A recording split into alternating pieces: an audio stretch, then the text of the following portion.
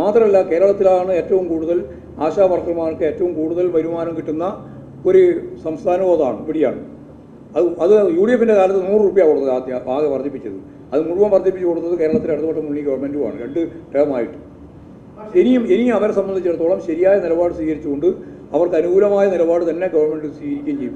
ഈ സമരം നടത്തി എന്നുള്ളത് കൊണ്ടോ അല്ലെങ്കിൽ സമരം നടത്തുന്നത് ശത്രുവാണെന്നൊന്നും ഞങ്ങളെവിടെയും പറഞ്ഞിട്ടില്ല. ആരെങ്കിലും പറയുന്നുണ്ടെങ്കിൽ അത് നിങ്ങളുടെ നിലപാടും അതുപോലെ തന്നെ നിങ്ങളുടെ രാഷ്ട്രീയവും മാത്രമാണ്. ഞങ്ങൾക്കത് ഒരിക്കലും പാടില്ല.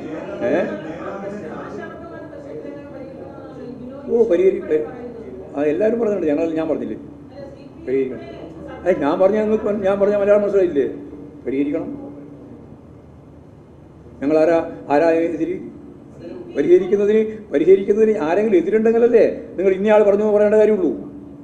ഞാനല്ലേ പറയുന്നത്. CPIM-ന്റെ ഭാഗമായിട്ട് ഞാനിപ്പോൾ പറയുകയാണ്, അതെല്ലാം പരിഹരിക്കേണ്ടിരിക്കുകയാണ്. ആദ്യ തർക്കമുള്ളത് പരിഹരിക്കാൻ എങ്ങനെയാണ് പരിഹരിക്കുക? അവരെ വിളിക്കുക, ചർച്ച ചെയ്യുക. അങ്ങനെ ചർച്ച ചെയ്തിട്ടുണ്ട്, വിളിച്ചിട്ടുണ്ട്. ഇനിയും പരിഹരിക്കാം. അതിന് ഞങ്ങൾക്ക് ശത്രുതാപരമായ ഒരു നിലപാടുമില്ല.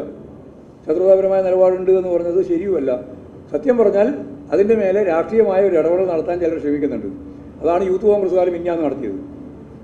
അത് ആശാ വർക്കർമാർക്ക് തിരിച്ചറിഞ്ഞിട്ടുണ്ട്. അവർ പറഞ്ഞു ഇമ്മാതിരി സഹായം കൊണ്ടുവരേണ്ടതാണ്. അവർ പറഞ്ഞല്ലോ, പച്ചയായിട്ട് പറഞ്ഞല്ലോ, യൂത്ത് കോൺഗ്രസ്സുകാർ അടിയും കുഴപ്പവും കലാപം ഉണ്ടാക്കാൻ പുറപ്പെട്ടപ്പോൾ ഇമാതിരി പിന്തുണയും കൊണ്ട് ഇങ്ങോട്ട് വരണ്ട, ഞങ്ങൾക്ക് ആ പിന്തുണ വേണ്ട എന്നവർ പറഞ്ഞല്ലോ. അപ്പോൾ നിങ്ങൾ ഒരു അജണ്ടയുണ്ട് നിങ്ങൾക്ക്. ആ അജണ്ട വെച്ചിട്ടാണ് കാര്യങ്ങൾ കൈകാര്യം ചെയ്യുന്നത്. ആ അജണ്ട ഞങ്ങൾക്കില്ല. ഞങ്ങൾ വളരെ പ്രധാനപ്പെട്ട ഏറ്റവും പിന്നിൽ കിടക്കുന്ന ഒരു ജനവിഭാഗം ഒന്ന് തന്നെയാണ് ആശാ വർക്കർമാരെയും അതുപോലെ തന്നെ അംഗൻവാടിക്കാരെയും അതുപോലെ സ്കീം വർക്കേഴ്സിനൊക്കെ ഞങ്ങൾ കാണുന്നത്. അവരുടെ എല്ലാ ആനുകൂല്യം നൽകിക്കൊണ്ടാണ് ഗവൺമെൻറ് മുന്നോട്ടേക്ക് പോവുകയും ചെയ്തിരുന്നത്. ഇനിയും മുന്നോട്ടേക്ക് പോവുകയും ചെയ്യും. CIT ഉപയോഗിക്കുന്നൊന്നുമില്ല. അല്ലല്ല, സമരത്തിന് എങ്ങനെ പൊളിക്കുക? അവരല്ലേ സമരം നടത്തുന്നത്. സമരം നടത്തുന്നവരെങ്ങനെയാണ് പൊളിക്കാൻ പോവുക? അല്ല, അവർ നേരത്തെ സമരത്തിൽ അവരായിരുന്നല്ലോ ആദ്യം സമരത്തിലുണ്ടായിരുന്നത്. CITU നിങ്ങൾ ഇത് ആദ്യവും അന്ത്യവും ഇല്ലാണ്ട് വഴിക്കുന്നു മാത്രം എടുത്ത് പറയാൻ പാടില്ല കേട്ടോ. യഥാർത്ഥത്തിൽ ആശാ വർക്കർമാരുടെ സമരം ആരംഭിച്ചത് CITUവിൻ്റെ ആഭിമുഖ്യത്തിലാണ് കേരളത്തിൽ. അവർ ആ സമരം ഒരു ഘട്ടത്തിൽ നിൽക്കുമ്പോഴാണ് ഇവരും സമരം തുടങ്ങിയത്. ആ സമരത്തിൻ്റെ ഘട്ടത്തിൽ അവരും വീണ്ടും സമരം തുടങ്ങിയിരിക്കുന്നു. അതിലെന്തിപ്പം കുഴപ്പം? സമരം നടത്തിക്കോട്ടെ. ഞങ്ങൾ സമരത്തിനെതിരല്ല എന്ന് ഞാൻ അന്നേ പറഞ്ഞില്ലേ. ഉപരോധ സമരത്തിൻ്റെ ഭാഗമായിട്ട് നിങ്ങൾ ചോദിച്ച അപ്പോൾ തന്നെ ഞാൻ പറഞ്ഞു, ഞങ്ങളാരും ഒരു സമരത്തിനും എതിരായിട്ട് നിൽക്കുന്നവരല്ല.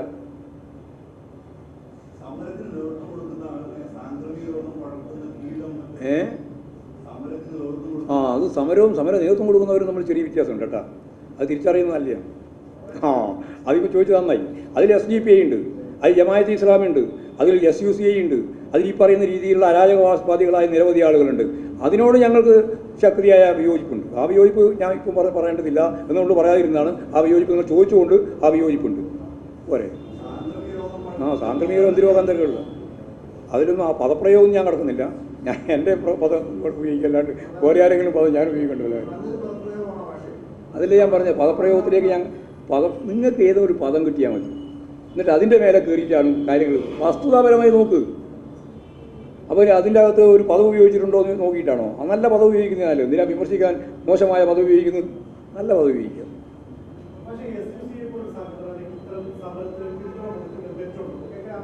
ആര് ജമാഅത്തെ ഇസ്ലാമി കൊടുക്കുന്നതിൽ എന്താ തെറ്റ്? SDPI കൊടുക്കുന്നതിൽ എന്താ? പോപ്പുലർ ഫ്രണ്ടിൻ്റെ ഭാഗമായിട്ട് നിൽക്കുന്ന വിഭാഗം കൊടുക്കുന്നതിൽ എന്താ തെറ്റ്?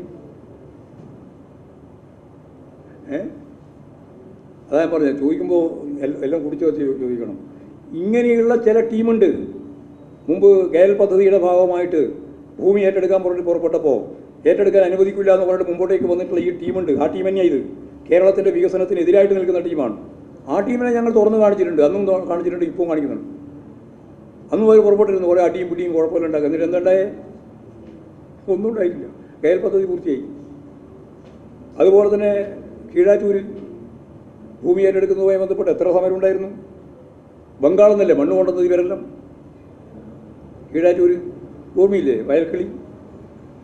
എല്ലാ വികസനത്തിനെതിരാണ്. ഏത് വികസന പ്രക്രിയയ്ക്കും എതിരായിട്ട് നിൽക്കുന്ന ഒരു ടീമുണ്ട്. ആ ടീമിൻ്റെ ഭാഗമായി ഞാൻ പറഞ്ഞ പേരെല്ലാം. അതാ കാര്യം.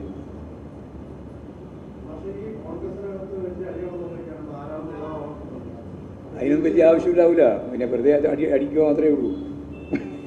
ഇതായാലല്ലേ മുഖ്യമന്ത്രി ആരാവണമെന്നതിനെ പറ്റി ആലോചിക്കേണ്ടിയുള്ളൂ. ഒന്നും ഞങ്ങൾക്ക് അതിൽ ഒരു ഉത്കണ്ഠയില്ലല്ലോ. ഞങ്ങൾ ഈ പ്രാവശ്യം 3ാമത്തെ ടേം ഇടതുപക്ഷ മുന്നണി ഗവൺമെൻറ് അധികാരത്തിൽ വരും. അതിന് വേണ്ടിയിട്ടുള്ള സംഘടനാപരവും രാഷ്ട്രീയവുമായ പ്രവർത്തനങ്ങളാണ് കേരളത്തിലെ തദ്ദേശ സ്വയംഭരണ സ്ഥാപനങ്ങളിലേക്ക് ഞങ്ങൾ നടത്താൻ പോകുന്നത്. അതിൻ്റെ തുടർച്ചയായിട്ട് അസംബ്ലിയിലേക്ക് 2026 മെയ്യിൽ നടക്കാൻ പോകുന്ന അസംബ്ലിയിലേക്കും നമ്മൾ എടുക്കാൻ പോകുന്ന നിലപാട് തന്നെയാണ്. അതുകൊണ്ട് അതിന് ഞങ്ങൾക്ക് ഒരു ഉത്കണ്ഠയില്ല, ഒരു സംശയമില്ല. അവർക്ക് ഒരു 3-4 മുഖ്യമന്ത്രിയുണ്ട്. ഇപ്പോൾ കുഞ്ഞാലിക്കുട്ടി കൂടി വന്നതോടുകൂടി വേണമെങ്കിൽ ഒന്നും കൂടി കൂട്ടാം.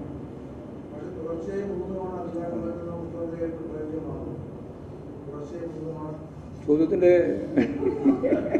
പണ്ട് നാനാർ പറയുന്നവരെ പേര് കുളത്ത് അതൊക്കെ അന്നേരം ഇടതുപക്ഷ ജനാധിപത്യ മുന്നണി ഗവൺമെൻറ്റും പാർട്ടിയൊക്കെ തീരുമാനിക്കും.